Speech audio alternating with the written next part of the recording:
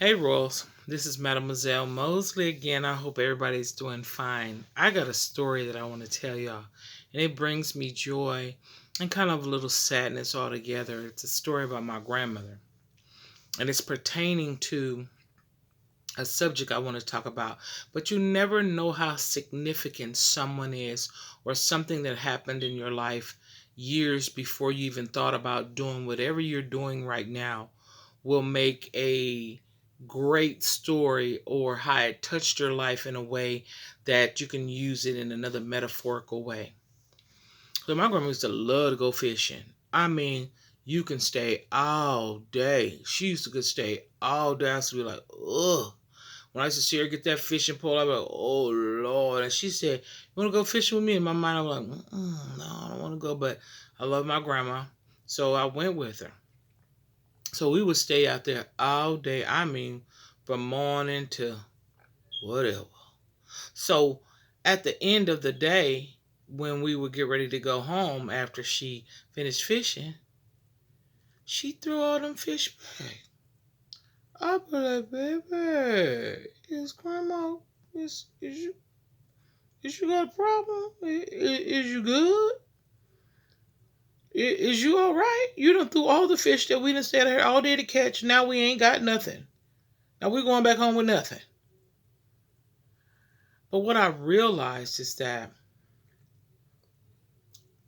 even though you go fishing and you come back home with an empty bucket, does not mean that you didn't catch anything. It's just that the things that you caught wasn't what you wanted, so you threw them back. Later on, I found out the reason why she threw them back because carp have a lot of bones in it. The purchase was too small. And what she was after was the catfish. That catfish is delicious. So she didn't catch no catfish that day. So she threw everything back because that is not what she wanted. And that's to say this. Just because you go to a party or if you go to nightclubs and you don't meet somebody or you don't get a number, it's just that what you wanted is not there. It's okay not to get somebody's number. It's okay to go to a function and not meet somebody. It's okay to want what you want.